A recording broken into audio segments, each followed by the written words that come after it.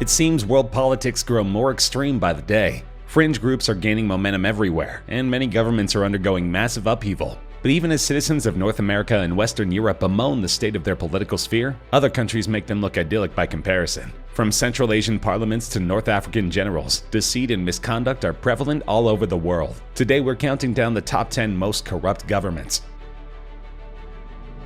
Central Asia, also nicknamed the Stans, are a hotbed for corruption and regressive government policies, and Uzbekistan is no exception. The impoverished former Soviet country has integrated graft and bribery into everyday life. Even though Uzbekistan is the second largest economy in Central Asia, thanks to its natural gas reserves, the GDP per capita is a measly $1,500. So the question remains, where does all that money go? Like many authoritarian countries, the money is extorted from the poor and given to a handful of wealthy oligarchs who resort to draconian methods to get what they want. Torture has become an essential tool for the authorities to retain their grip on power, with police and security forces frequently using it to extract confessions, to intimidate entire families, or to extract bribes. The most common forms include beatings, asphyxiation, rape, and sexual assault. In many cases, family members have been arbitrarily detained, tortured, and otherwise ill-treated to force them to confess to fabricated charges. On the basis of these confessions, they have been sentenced to long terms in prison after unfair trials. Though this corruption is well documented, only 11 police officers have been convicted for torture in the last 20 years, and in many cases they were used as scapegoats to protect the responsible officers. Turkmenistan is another Central Asian nation with a similar makeup to Uzbekistan. Like Uzbekistan, Turkmenistan has enormous natural gas reserves, meaning that the country is relatively wealthy. But this wealth is held by a handful of elite individuals who use whatever means necessary to cling to their capital. Bribery is necessary to accomplish even the simplest tasks. Bribes are often exchanged and are required to obtain public services in Turkmenistan. For instance, an unofficial payment of between $6,000 to $10,000 is needed to register a business. Public employees engage in corrupt practices, patronage is widespread, and government bureaucracy is confusing and cumbersome. And unlike other Central Asian nations, it's almost impossible to get a visa to visit Turkmenistan. This means that little is known about the inner workings of the country because they limit foreign influence and heavily control their media. But even with the scarce information available, Human Rights Watch ranks them as the second most repressive government in the world after North Korea. The president, his relatives, and their associates control all aspects of public life, and the authorities encroach on private life. The government carries out forced evictions without adequately compensating those affected. The government continues to conceal the fate and whereabouts of dozens of people forcibly disappearing following their imprisonment during waves of arrests in the late 1990s and early 2000s. Though the nation is relatively wealthy, the quality of life for most citizens is very poor. South Sudan is the world's youngest nation. After 2 bloody civil wars, the country gained independence from the Republic of Sudan in 2011. Conditions are dire in the country of 12 million, which has a nominal GDP per capita of just under $250. More than 4 million people have been forced to flee their homes, 200,000 of whom are sheltering in the United Nations compounds and hundreds of thousands as refugees in neighboring countries. The government has become increasingly intolerant and repressive, arbitrarily detaining critics, members of civil society, journalists, and politicians, often holding them for extended periods, sometimes years. Corruption permeates every part of public life in South Sudan, as the ruling class exploits millions of starving citizens. Like the other countries on this list, the country's oil reserves are mismanaged, and most profits end up in the hands of a few elite politicians. In addition, the military controls South Sudan's budget. There's little to no transparency in this process, and plenty of money is unaccounted for after the dust clears. The UN has already approved sanctions on the fledgling nation, but it will take serious reform before South Sudan has a normal quality of life. This landlocked nation links Central Asia with South Asia. The country has undergone dozens of invasions over the centuries from the British, the Soviet Union, and most recently a coalition of NATO troops led by the United States. Because of the constant onslaught from outside forces, Afghanistan has never established a consistent, legitimate government. It's still one of the poorest countries on Earth, with a GDP per capita of only $601. In addition, fighting between the Taliban and government forces in Afghanistan continues to have a devastating impact on civilians, particularly children. Thousands of civilians were killed and injured in 2017 in insurgent suicide and improvised explosive device attacks, while indiscriminate aerial and mortar attacks by government forces added to the civilian toll. Both the Taliban and government forces have increasingly used schools for military purposes, and though the country created an anti-corruption tribunal, it seems to be largely ineffective. Many believe this is because various warring groups hold just as much power power as the government. Less than half of victims who report incidents of violence or crime in Afghanistan do so to the police, and citizens rate the judiciary as the most corrupt institution in the country. The government urgently needs to restore the public's trust in the state's ability to deliver justice. Until then, Afghanistan is likely to hover near the top of the corruption list.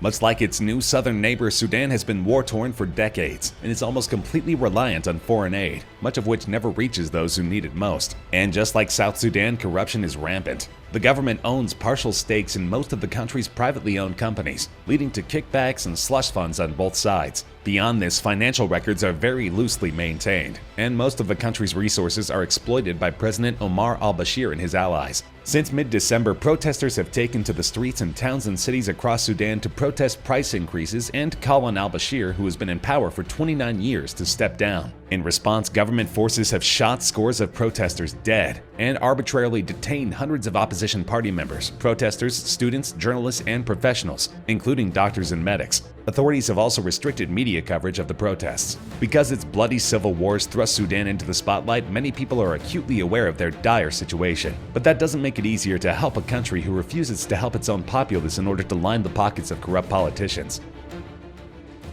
Yemen has been in the news recently, as it was revealed that Saudi Arabia is instigating a war in the country that has led to widespread starvation and even genocide. The conflict between the Saudi-led coalition and Houthi forces has exacerbated the dire humanitarian situation and taken a terrible toll on Yemeni civilians. The coalition's scores of indiscriminate airstrikes have killed and wounded thousands of civilians in violation of the laws of war. Houthi forces have fired artillery indiscriminately into Yemeni cities and launched rockets into populated areas of Saudi Arabia. And the worst part is, the international aid that floods into the country is almost always diverted away from the poor by corrupt officials and military. Across Yemen, factions and militias on all sides of the conflict have blocked food aid from going to groups suspected of disloyalty, diverting it to the frontline combat units or selling it for profit on the black market. Corruption is also common among the police department and judicial system. Essentially, you can buy the outcome of any court case, regardless of your guilt. Add to this nepotism, bank fraud, and election fraud, and you have one of the most corrupt governments imaginable. Hopefully, the renewed spotlight on Yemen will help to shrink its nefarious past. Egypt is an ancient nation with a long-standing history of graft and inequality.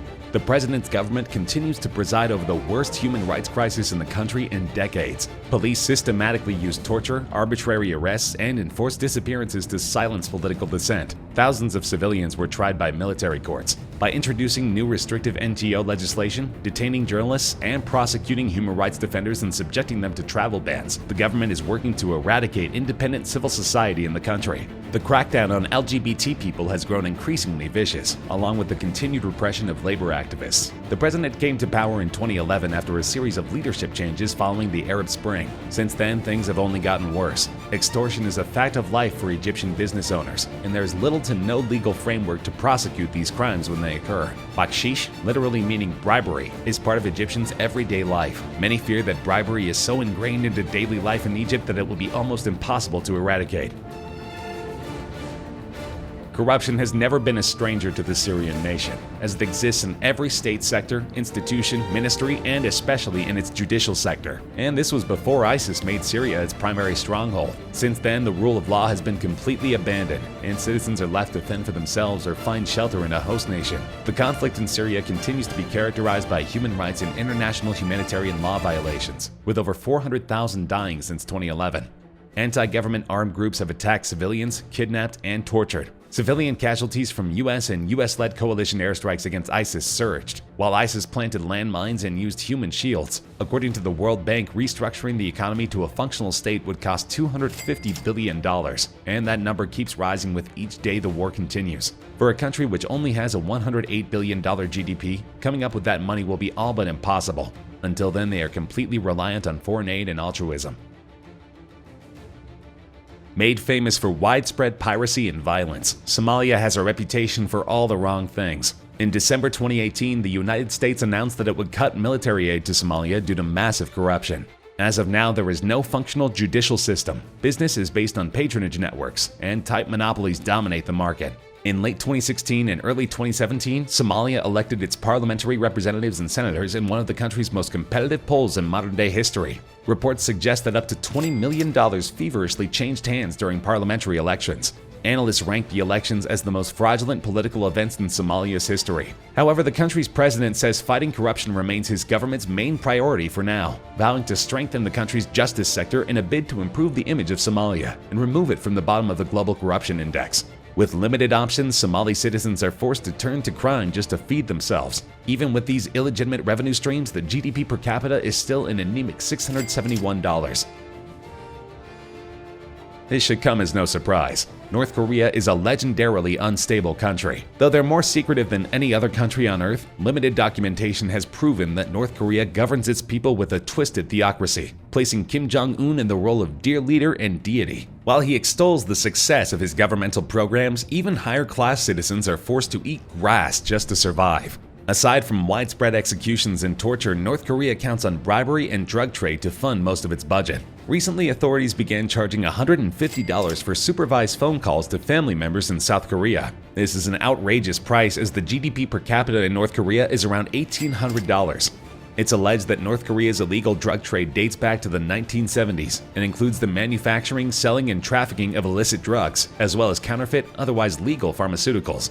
To provide a cover of legitimacy, the North Korean government used front companies, like the Ryungyong Corporation under the control of the Korean Workers' Party's Foreign Relations Department, to conduct clandestine activities. The company also holds large tracts of land within the country for the sole purpose of growing opium, and each year the company sends tens of thousands of dollars in hard currency to Kim Jong-il for his use. Unlike most companies, Ryungyong Corporation has no import or export quota restrictions. And since the 1990s, North Korea has been manufacturing methamphetamine on an enormous scale, mostly to sell in China. Clearly, the level of corruption is rampant when the entire government has resorted to cooking meth in order to balance their checkbook. For this reason and many more, North Korea has the most corrupt government in the world.